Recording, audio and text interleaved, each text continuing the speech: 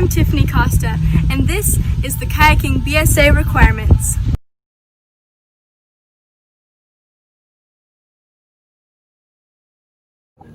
This is a sea kayak. It is fairly long and has a fairly large freeboard. It has a large deck and a fairly small cockpit. This is its bow, that is its stern, and it has a V-shaped hull. This is a river kayak. It is commonly used in calm waters. It has a bow that curves upward, a large cockpit, an average deck, a regular stern, and a V-shaped hull. It also has little freeboard. This is a sit-on-top kayak. It is commonly used in calm waters. It has a very large cockpit, a small deck, freeboard that is average, a regular bow and stern, and a regular hull. This is a racing kayak. The only difference between this and the sit-on-top kayak is that it has little to no freeboard.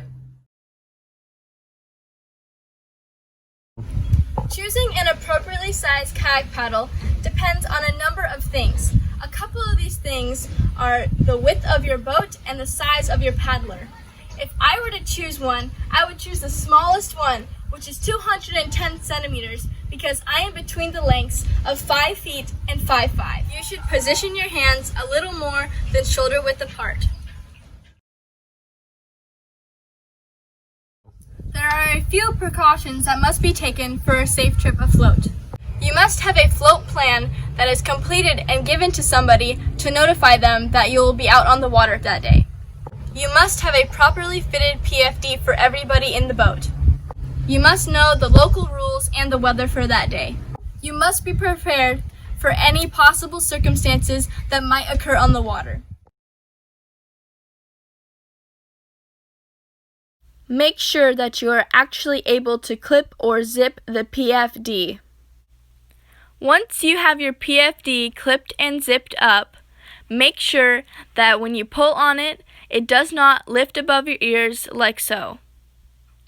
If it does, that means your PFD is too big. This is a properly fitting PFD.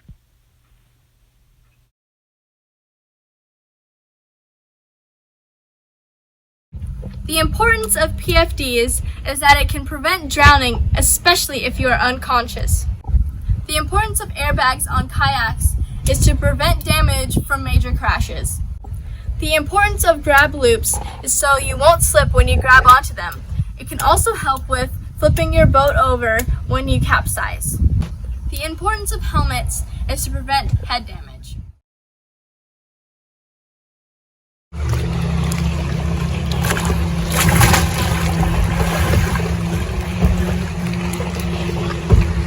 So that's how you capsize. And what you have to do is reach over and try and grab it and whip it like so. Now make sure that you have your materials in your boat. What you want to do is make sure your stuff is on there, and you want your belly button to be in the middle of this. So you're kind of just gonna like that, and then slowly kind of get your butt on there like so, and voila.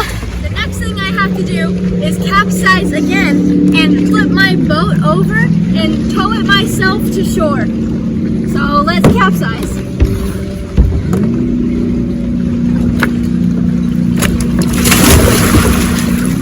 Woo!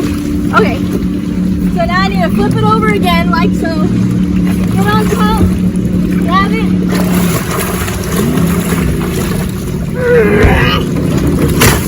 There we go.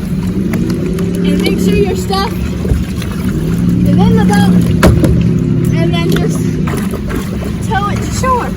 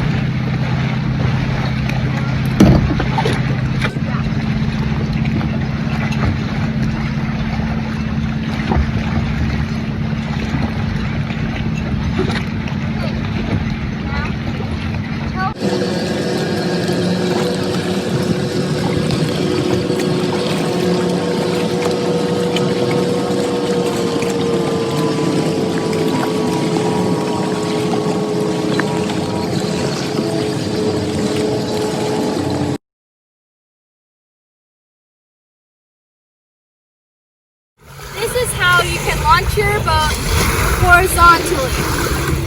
You put it horizontal to the shore, and you can move it into it, and just step in. And then you push off. And you're all set. This is how you can do a vertical launch. Put it vertically to the shore and step in.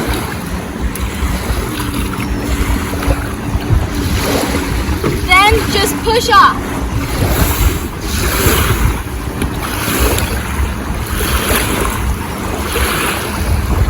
And you're on your way. This is how you can dock horizontal to shore. Make sure that your boat is horizontal to the shore, and then do draw strokes to bring you in close.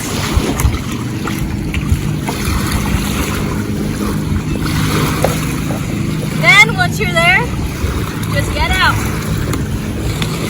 And you're done. This is how to dock vertically on shore. So forward stroke towards shore. Get out. And you're done. This is how to launch from a dock. Make sure your boat is parallel to the dock, and then make sure to have your hands in contact with the kayak and step in.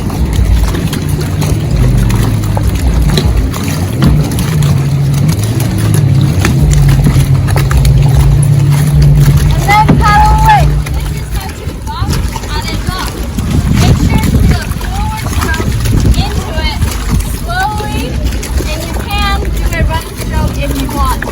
And you can hold on with your hands, and then make sure that you're stable.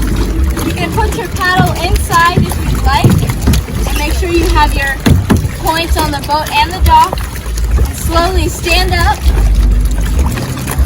and get out.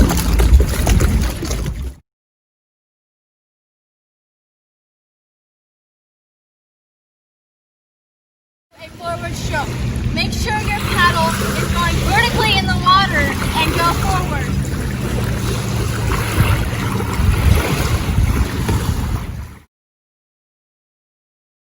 Backstroke.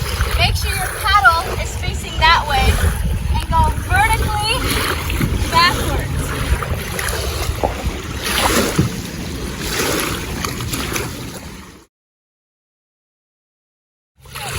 It is a tip-to-tip stroke that requires your ab muscles and not your arms. It is bow to stern pull for turning. Go over here with your paddle in horizontally and pull. Make sure to turn your body. But from the stern to bow.